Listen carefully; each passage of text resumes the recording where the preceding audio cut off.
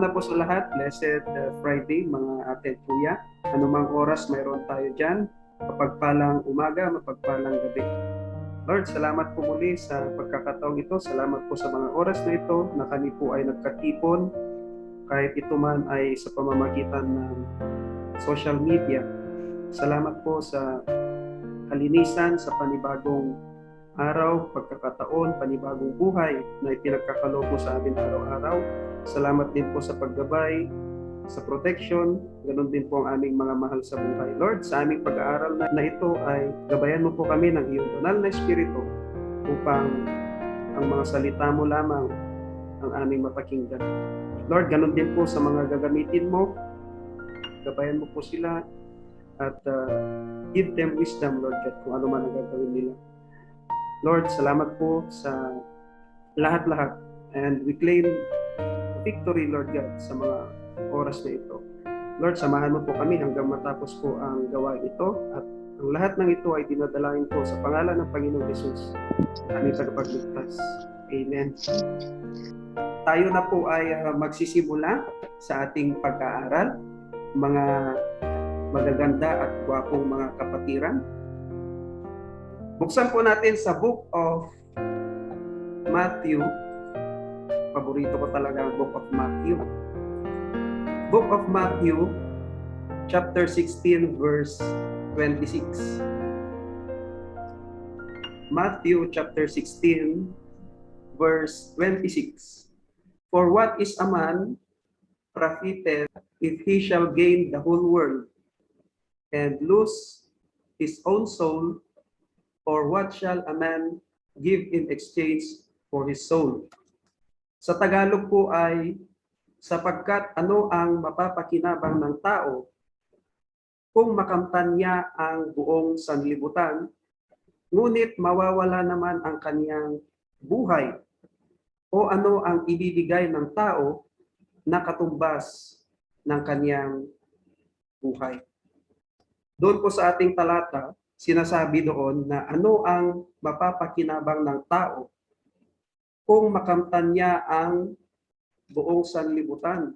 Siyempre po ang ating pinaka-model, walang iba po kundi ang ating Panginoong Hesus. Kaya uumpisahan ko po kung saan siya po ay tinutukso ng dyablo doon po sa Book of Matthew, chapter 4, verses 1 to 11. Doon po natin makikita. After po ng baptism ng ating Panginoong Hesus, matapos po siyang bautismuhan ni John the Baptist, doon po nagsimula ang kanyang ministry. After po siyang mabautismuhan ni John the Baptist, dinala po siya ng banal na espiritu sa ilang na lugar. Ang ating Panginoong Hesus po ay 40 days and 40 nights na nagfasting doon. Siguro ang ilan sa atin dito ay nagfa-fasting or nakapag-fasting na. Kapag sinabi kasi nating fasting, wala pong tubig, wala pong pagkain, wala rin pong social media. Puro word of God yan and prayer. Now, meron din pong tinutukoy na moderate fasting. Tubig lang, walang pagkain, wala ring social media, at puro prayers and word of God. Pero mga ilang araw lang yan ang ating Panginoong Hesus, 40 days and 40 nights po siya nagfasting. Dito naman sa bansang ating kinaroroonan, yearly meron silang 30 days or 1 month na pagfa-fasting. Sa umaga, wala talagang tubig, wala talagang kanin. Pero pagdating naman sa gabi, talagang todo kain. Kinaumagahan, ganun ulit sa loob po yan ng isang buwan. Pero hindi kasi tinutukoy dyan na kung paano nagfasting ang ating Panginoong Hesus. Kasi 40 days and 40 nights po yan. Pero ang sigurado dyan, siya po ay gutom at uhaw. So tignan po natin yung panunukso ng dyablo sa ating Panginoong Hesus. Sabi po ng dyablo, yung unang panunukso niya sa ating Panginoong Hesus, kung ikaw ang anak ng Diyos, ipag-utos mo na ang mga batong ito ay maging tinapay. No, ang ating Panginoong Hesus ay gutom na gutom at uhaw na uhaw. Ano po yung sagot ng ating Panginoong Hesus? Nasusulat, hindi sa tinapay lamang nabubuhay ang tao, kundi sa bawat salitang lumalabas sa bibig ng Diyos. No, so ang ating Panginoong Hesus, hindi po siya natutokso sa mga fleshly pleasures o kay mga earthly pleasures. No, hindi po siya natutokso sa mga yan. And then pangalawang panunukso po ng kaaway sa kanya, ang dyablo, dinala siya ng dyablo sa banal na lungsod at inilagay siya sa taluktok ng templo at sinabi sa kanya, kung ikaw ang anak ng Diyos, magpatihulog ka sapagkat nasusulat, siya'y mag-uutos sa kanyang mga anghel tungkol sa iyo at aalalayan ka ng kanilang mga kamay, baka masaktan ang iyong paa sa isang bato. At ano po ang sagot ng ating Panginoong Hesus? Nasusulat din naman, huwag mong tutoksuhin ang Panginoon mong Diyos. No, kung mapapansin natin, sabi po ng dyablo, kung ikaw ang anak ng Diyos, magpatihulog ka sapagkat nasusulat. Alam din niya yung salita ng Diyos, no? Sapagkat nasusulat, sabi niya eh. Ngayon, sinagot din po siya ng Panginoong Hesus. Sabi ng Panginoong Hesus, at nasusulat din naman, huwag mong tutoksuhin ang Panginoon mong Diyos. Hindi po natutokso ang Panginoong Hesus sa mga material na bagay, hindi po siya natutokso sa power, yet siya po ang Lord of Lords and King of Kings. Ang pangatlong panunukso ng dyablo sa ating Panginoong Hesus, sabi ng dyablo, dinala ng dyablo sa isang pinakataas na bundok at ipinakita sa kanya ang lahat ng mga kaharian at sanlibutan at ang karangyaan ng mga ito. Ang lahat ng mga ito ay ibibigay ko sa iyo kung ikaw ay magpapatira pa at sasamba sa akin. Sinagot po siya ng Panginoong Hesus, sabi niya, lumayas ka, Satanas, sapagkat nasusulat, sambahin mo ang Panginoon mong Diyos at siya lamang ang iyong paglingkuran. Pagkatapos nito, iniwan ng dyablo at dumating ang mga anghel at pinaglingkuran siya. So ang ating Panginoong Hesus ay kailanman hindi po natutokso. Ipinapakita po ng ating Panginoong Hesus dito na kung talagang siya ang ating Panginoon, ay dapat tularan natin siya. Hindi po siya natutokso sa mga earthly pleasures, sa power, sa karangyaan, sa kayamanan. Hindi po natutokso ang ating Panginoon sa mga yan. Kaya sabi po sa ating talata, ano ang mapapakinabang ng tao kung makamtan niya ang buong sanlibutan, ngunit mawawala naman ang kaniyang buhay? Pero may mga tao na ginagamit nila ang kanilang oras, ang kanilang talento, ang kanilang lakas sa mga pansariling kapakanan upang yumaman lang at wala na silang pakialam kung ano man ang mangyayari sa kanilang kaluluwa. Si Jesus ay pinapaalalahanan niya tayo sa kanyang mga salita dahil ang tao ay sakalang niya nalalaman ang kahalagahan ng isang bagay kung ito ay wala na. Di ho ba ganun po ang tao? Kapag wala na yung isang bagay, sakalang niya naiisip na, ay sayang. Sakalang niya naiisip na meron siyang regrets, meron siyang guilt. Di ba? Halimbawa dyan, yung pag-aaral.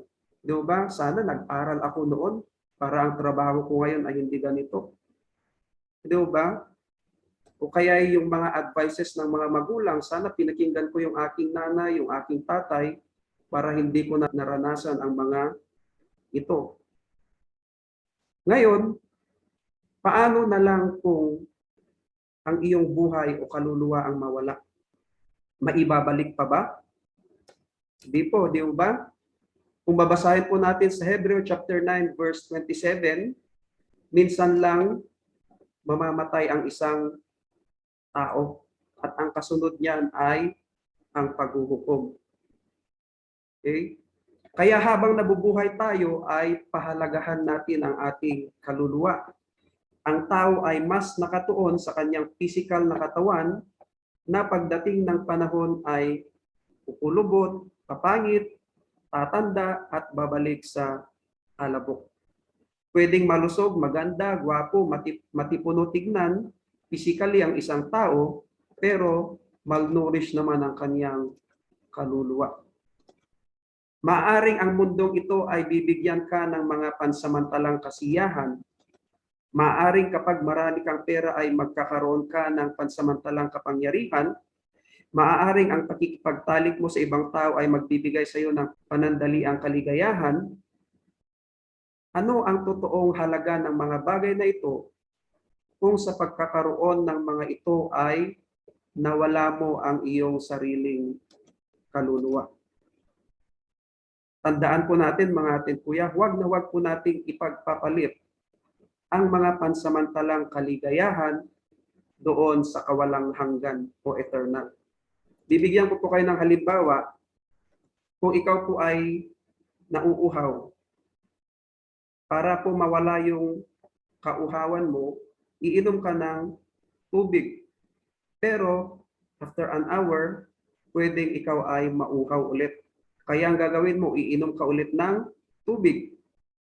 After an hour, mauuhaw ka ulit, iinom ka ulit ng tubig. Pero kahit uminom ka ng tubig, it doesn't mean na hindi ka na mauuhaw. No? So temporary pleasure lamang yun. Ngayon, meron kong binabanggit ang ating Panginoong Hesus na kapag uminom ka doon sa tubig na kanyang ibinibigay, ay hindi ka na mauuhaw magpakailanman. Tingnan po natin sa John chapter 4 verses 13 to 14. John chapter 4 verses 13 to 14.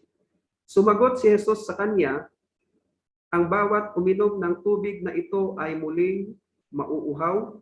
Ito po ay sinabi niya doon sa Samaritanang babae, doon po sa balon. Subalit ang sinumang umiinom ng tubig na aking ibibigay ay hindi na mauuhaw magpakailanman. Ang tubig na aking ibibigay sa kanya ay magiging isang bukal ng tubig tungo sa buhay na walang hanggan. Amen? Kapag ininom po natin yung inaalok o binibigay ng ating Panginoong Hesus na tubig, ay hindi po tayo mauuhaw magpakailanman. Dito po sa mundo, kahit inom ka ng inom ng tubig, after an hour, ikaw ay mauuhaw at mauuhaw. Even po sa langit, ay wala pong kamatayan, wala pong pagdadalamhati, wala pong pains and sufferings, walang kalungkutan, walang iyakan. Dito po sa lupa ay nararanasan po natin yung dalamhati, kalungkutan, pains and sufferings, kamatayan. Tignan po natin sa Revelation chapter 21 verse 4. Revelation chapter 21 verse 4. At papahirin niya ang bawat luha sa kanilang mga mata, at hindi na magkakaroon ng kamatayan, hindi na rin magkakaroon pa ng pagdadalamhati o ng pagtangis man o ng kirot man, sapagkat ang mga unang bagay ay lumipas na. So ang sarap-sarap po mabuhay sa langit. Kaya wag po nating ipagpapalit yung mga temporary pleasures dito sa mundo doon po sa eternal. And even po sa Romans chapter 6 verse 23 na meron pong ino-offer ang ating Panginoong Hesus, at ito po ay buhay na walang hanggan, at ito po ay libre.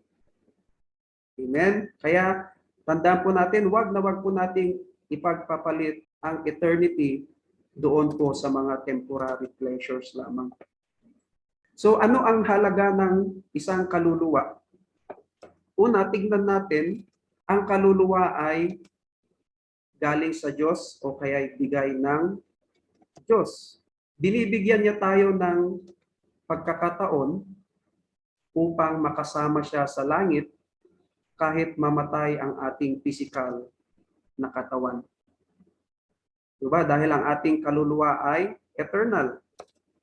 So binibigyan niya tayo ng pagkakataon na kahit mamatay ang ating physical na katawan, kahit babalik ito sa alabok, ay meron tayong kaluluwa at pwede natin siyang makasama sa walang hanggan. Ang kaluluwa ay walang hanggan gaya ng binanggit ko kanina. Tignan po natin sa Mateo chapter 10 verse 28. Mateo chapter 10 verse 28.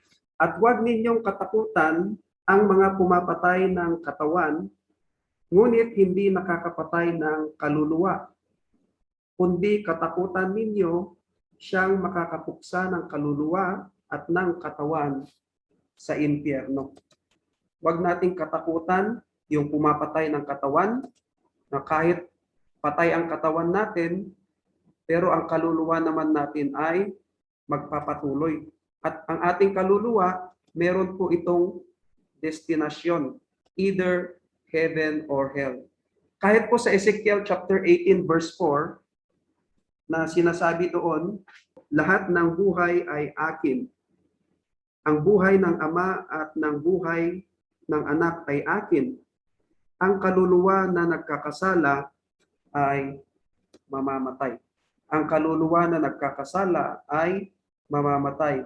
Okay, magkakaroon po siya ng totally separation from God. Kapag wala po ang Diyos, wala pong buhay. Pero ito po ang good news, mga atin kuya. Ang kaluluwa ay maliligtas kapag tinanggap niya ang Panginoong Jesus. Very familiar po sa atin yung John 3:16. Di ba? Kapag totoong tinanggap mo ang Panginoong Jesus bilang Panginoon at tagapagligtas mo at Diyos mo, ay isinusuko mo na sa Kanya ang iyong buhay. Ibig sabihin, nagpapasakop ka na sa Kanya at Siya na ang Panginoon ng buhay mo at sinusunod mo. Mas mahalaga ang salita ng Diyos kaysa sa buong mundo. Ano po ang pagkain ng ating kaluluwa? Ang salita ng Diyos. At ang salita ng Diyos, ito'y mananatili magpakailanman. Kung babasahin po natin sa Mateo chapter 24 verse 35, ang sinasabi doon, ang langit at ang lupa ay lilipas, pero ang salita ng Diyos ay mananatili magpakailanman. Gaya po ng tanong ko kanina, ano ang halaga ng isang kaluluwa? Kung ang Diyos ang tatanungin natin, kung mahalaga ba ang buhay natin sa Kanya, lalong-lalo na ang ating kaluluwa, ay siguradong oo ang sagot niya. Tinatunayan niya mismo ito nang ibigay niya ang Kanyang bugtong na anak para sa ating ikaliligtas at ikatutubos at upang manumbalik ang nawala o nasirang relasyon natin sa Kanya. Si Jesus ay namatay sa krus para sa atin. Ganon tayo kahalaga sa Diyos. Ngayon, may tanong ako sa inyo mga kuya. Ano ang pinakamahalagang ambisyon mo sa buhay? Ambisyon mo bang yumaman ng yumaman? Ambisyon mo bang sumikat sa buong mundo? Ambisyon mo bang maging mas magaling ka sa lahat pagdating sa talento o sa talino? Sabi ng ating talata, anong mapapakinabang ng isang tao, makamtan man niya ang buong mundo, kung mawawala naman ang kanyang kaluluwa? Hindi ko sinasabing masama ang mag-ambisyon, pero tandaan natin, darating ang panahon na mawawala din ang mga iyan. Ngunit dapat ay nakasentro ang Panginoong Hesus sa mga ambisyon natin at ito'y naaayon sa kalooban niya. Sa iyong mga ambisyon ba ay kasama ang Diyos? Ngayon ay isa ka ng kasapi sa pamilya ng Diyos, ay dapat ambisyonin mong makasama ang Panginoong Hesus sa kanyang kaharian, kabilang ang iyong mga kapamilya, at iyan ay ang makalangit na ambisyon. Hindi pa huli ang lahat, mga kapatid, kaya nasa iyo ang pagpapasya. Bitawan mo na ang iyong mga hindi magagandang ambisyon at mas ituon natin ang focus natin sa mga makalangit na ambisyon. Hindi po masamang mag-ambisyon basta nakasentro ito sa ating Panginoong Hesus, gaya ng sabi ko kanina. Hindi po masamang magkaroon ng pamilya basta nakasentro ito sa ating Panginoong Hesus. Hindi masamang magkaroon ng business basta nakasentro ito sa ating Panginoong Hesus. Pero higit sa lahat ay mas asamin natin na ambisyoning makasama ang Panginoong Hesus kasama ang ating mga mahal sa buhay. Ang ganda po ng kinanta natin kanina, di ba? Christ is enough for me. Siya lamang po ang makakapag-satisfy sa atin. Ngayon, sa ating pong pagtatapos, paano mo pahahalagahan ang iyong buhay o kaluluwa? Sabi sa talata, sa ating main text, ano ang ibibigay ng tao na katumbas ng kaniyang buhay? Tandaan, hindi nababayaran ng pera o ginto ang ating kaligtasan. Kaya habang tayo nabubuhay, ang dapat nating gawin, hanapin ang Diyos at hindi ang mga pansamantalang kasiyahan. Alam niyo na siguro ang ibig ko sabihin, yung mga masasamang kasiyahan. Tanggapin at sundin ang Panginoong Hesus. Makilahok sa mga maka-spiritual na gawain tulad ng mga Bible studies, prayer meetings, worship service. Pakainin natin ang ating kaluluwa ng salita ng Diyos. Saan po natin makikita ang mga ito? Sa Biblia. Dapat sa lahat ng ating gagawin ay unahin natin ang Diyos. Ituon natin ang ating buhay sa mga makalangit na bagay at hindi sa mga bagay na panandalian lamang. Ingatan natin ang ibinigay na buhay sa atin at pahalagahan at huwag gamitin sa kung ano-ano. Gamitin natin ang buhay natin sa paglilingkod sa nagbigay nito, ang Diyos. Salamat po muli mga atin kuya. Yun po ang ating pag-aaral sa mga oras na ito. Dadako po tayo sa ating small groups. No, pwede po ninyong i-expand ito sa inyong small groups.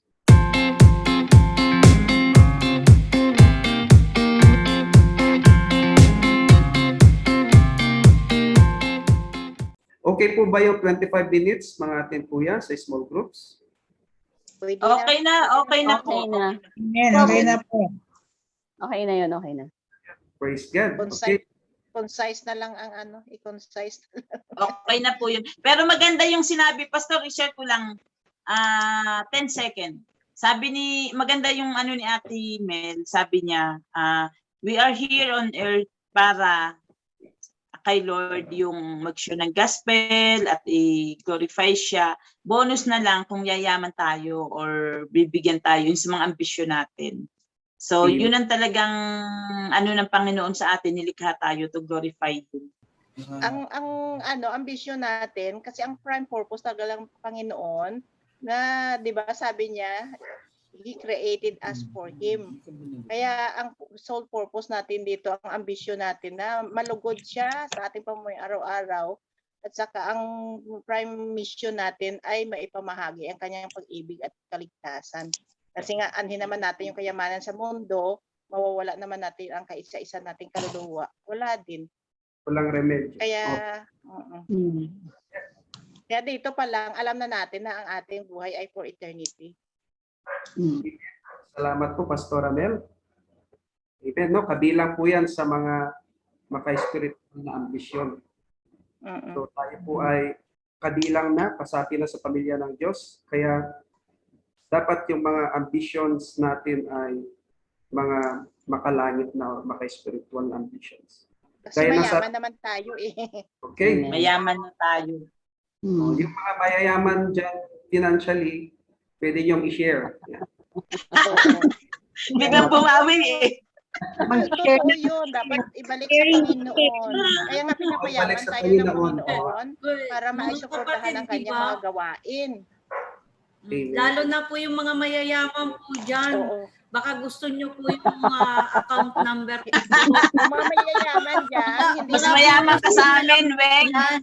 ang mga mayayaman dyan, hindi lang 10%. Wala po akong narinig. Dapat 50%. Kaya nga po binibigay ko po yung account number ko po eh. 50% para lumagana ang gawain ng Panginoon. Maraming maligtas. Tapos, no, hindi po wala po tayong madadala ni isang kusing sa Wala langit. nga, pag-awayan lang niyang ng mga mama iiwan. Oo, Gawa ng mga anak. nag-cause pa ng Ay, ng kaya trouble. nga po mag-love gift na lang tayo na mag-love gift. Oo. Amen. Kasi ang lahat naman galing sa Panginoon eh. Ay pag binawi ng Panginoon, wala tayong magawa. Malapit na ang Pasko, mga kuya. Malapit ang Pasko, dapat marami Merry ang Christmas, maligtas. Ninong, Ninang. Magbalot na po kayo sa ibibigay niyo Mga sa akin. haruning agad ako sa December sa inyo. Sa inyong Yes. Facebook. Ayun. Okay, so napakasaya, no? Nakakatuwa na meron tayong mga ngiti sa ating mukha after po ng ating pag-aaral. Amen, amen. Salamat po kayo. Amen, no? Napakagandang awitin. Lalo-lalo na pag talagang minanamnam natin yung lyrics. Amen. So salamat po muli mga ating To God be kuya. the glory. And okay. So dadako po tayo sa ating closing prayer. Okay po, let's pray together. Diyos amang makapangyarihan sa lahat, maraming salamat po sa binigay niyo muling pagkakataon upang kami ay muling matuto. Gabayan mo po kami ng isang bukas na isip at damdamin upang maisabuhay ang mga itinuturo sa amin at maunawaan ang mga aralin na makakatulong sa aming pagtagumpay sa buhay. We thank you truly, Lord God, for you are so amazing, Lord. You never leave us to be alone sa kabila po ng papagsubok namin sa buhay. Patuloy mong pinapatunayan na ikaw ay buhay. And everything that we have learned, Father God, I pray that we are truly putting it into our heart so that we may not sin against you. Thank you for your love and care. And thank you, Lord, for the speaker of the day whom you have used to speak to us. Thank you for the word that he has just shared through this holy book.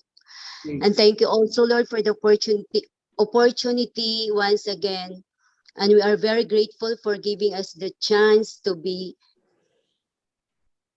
for the chance to study your word again tonight. And when we leave here tonight, we have much hope that you will speak us, Lord, through your Holy Spirit. Whatever we studied today, may it help us to learn to appreciate your grace, which you give freely. Enlighten our inner mind to be able to comprehend and also to understand your word. Thank you for everything that you have done in our lives, Lord. Until we meet again for the next Bible study, we pray and believe in the name of our Lord Jesus Christ. Amen. Amen. Salamat po, sister. At salamat po mga atin kuya. Amen. And God bless. God See you. bless. God bless po. Thank you po. God bless. Thank you. Carol, Cisnel, Bye po. Susan, good night na po. Bye-bye. Thank you.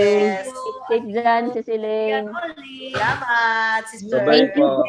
James, Bye-bye sa lahat. God bless Beta you. Honey, God bless. Bye. Bye-bye. Bye-bye. Bye-bye. Walang maalis. Stay God bless po.